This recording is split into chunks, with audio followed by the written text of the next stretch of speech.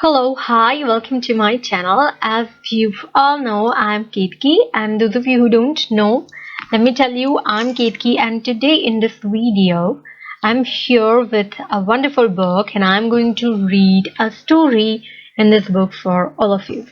This is The Valley of the Fear, one of the legendary hit of Sherlock Holmes, which is definitely a favorite character of everybody, of all of us across the boundaries, across the globe. So I am a very much biggest fond of reading fabulous books and adventurous books, and of course Sherlock Holmes is my number one favorite. And what I'm going to tell you before moving further is, this is the specific book by Read and Shine publication, which is meant for school level kids as well. And they have marked level at the back of it with reference to the language used, vocabulary used, etc. So this is the level 8, which is the highest level book, which is for age group 12 to 13 years kids as well. So those of you who are having English as their mother tongue, this is definitely very much easy.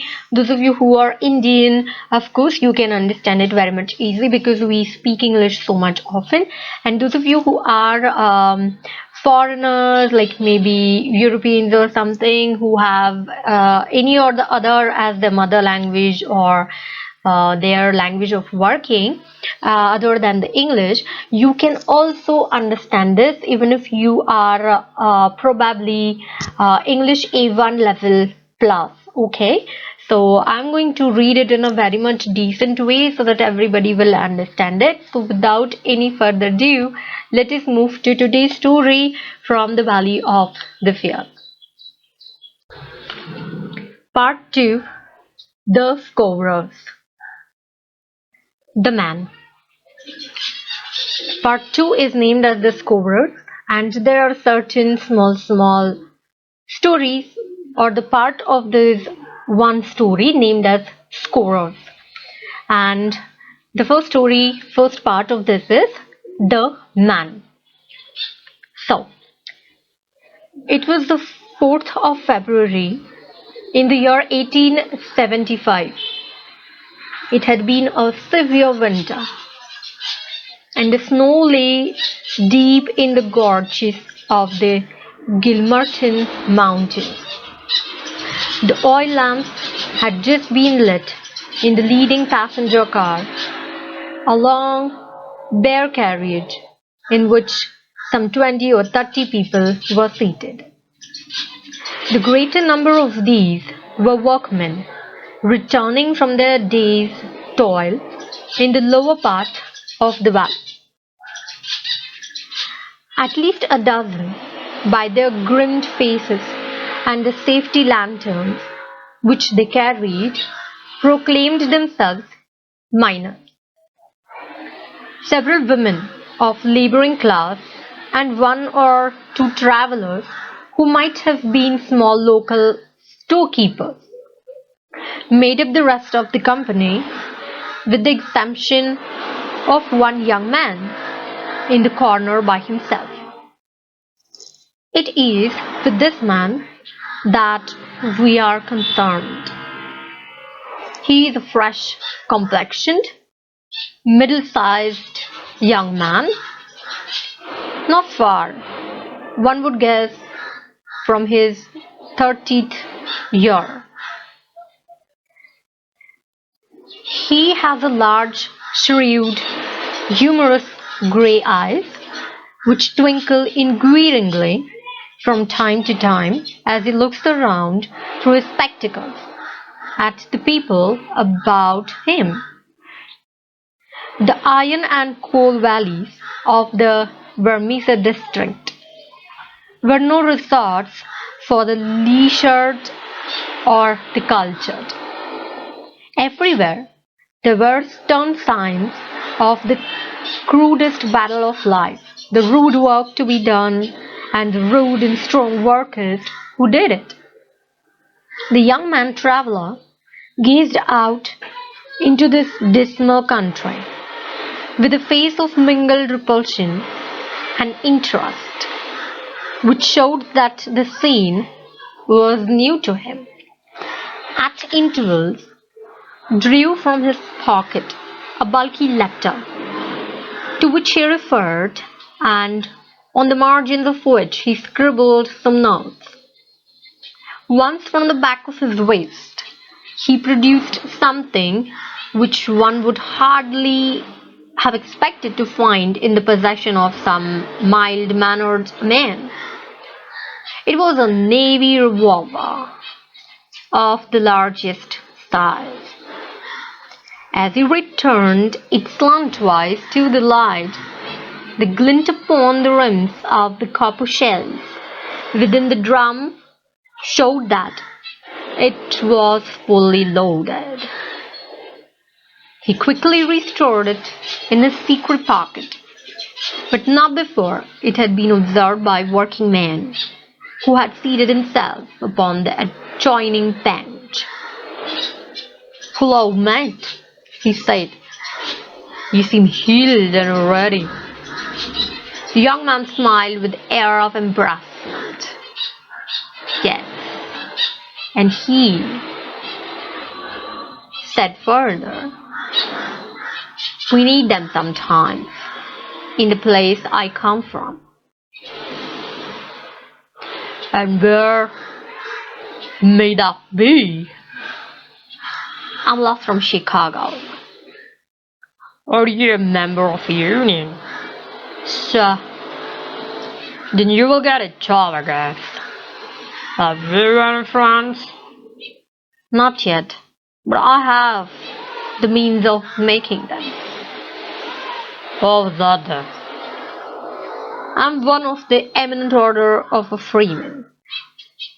There's no town without a lodge, and where there is a lodge, I'll find my friends." "Oh, that's good enough. I'm Brother Shanlon, Lodge 341, Wamizu Valley. Glad to see you in these parts." "Thank you. I'm Brother John McMurdo, Lodge 29, Chicago. Bodymaster Z. H. Scott. But I'm in luck to meet a brother so early." "Well, there are plenty of us about. You won't find order more flourishing anywhere in the States than right here in Wamizu Valley. But could do with some lads like you. I can't understand a spry man of a union finding no work to do in Chicago." "I found plenty of work to do," said McMurdo. "Then why did you leave?" McMurdo nodded towards the policeman and smiled. "I guess those cops will be glad to know," he said. "Where are you staying?" McMurdo took out an envelope, held it close to Marquis or lamp. "Here's the address. Jacob Shafter, Sheridan Street. It's a boarding house that was recommended by a man I knew in Chicago." "Well, I don't know it, but Wamizu is out of my beat. I live a half some spots, and that's where we are driving up. But say, there's one bit of advice I'll give you before we part. If you're in trouble with me, go straight to the union house and see the boss, McGinty. He's the bodymaster of a lodge. Nothing can happen in these parts unless Blackjack McGinty wants it. So long, Matt. Maybe we'll meet in the lodge one of these evenings. But mind my word, if you're in trouble, go to boss McGinty." Scanlon descended, and McMurdo was left once again to his thoughts. McMurdo turned and saw The one of the policemen had shifted his seat and was staring out into the fiery west. "I guess you are new to this part, young man," said the other policeman. "This is a beautiful picture that I love reading, and this really makes reading interesting when you have hard copy book in your hand." Continuing further. "Well, what if I am?" McMurdo answered in a surly voice. "Just this, mister, that I should advise you to be careful in choosing your friends. I don't think I will begin with Mike Scanlon or his gang if I were you." "What the hell is it to you who are my friends?" roared McMurdo in a voice which brought every heart in the carriage around to witness the altercation. The two policemen, heavy, good-natured men, were taken back by extraordinary vehemence with which their friendly advices had been rejected. A few minutes later, the train ran into the ill-lit station, and there was a general clearing, for Wamisa was by far the largest town on the line. McMurdo picked up his leather grist-sack and was about to start off into the darkness when one of the miners accosted him. "Begor, mate, you know how to speak with the cops," he said in a voice of awe. Before ever he had set foot in it, McMurdo the turbulent had become a character in Wamisa. The country had been a blaze of terror, but the town was in its way even more depressing.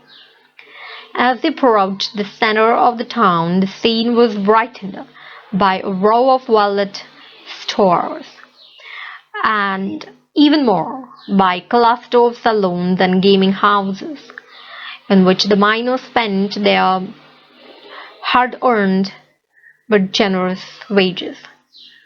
"That's the Union House," said the guide, pointing to one saloon which rose almost to dignity of being a hotel.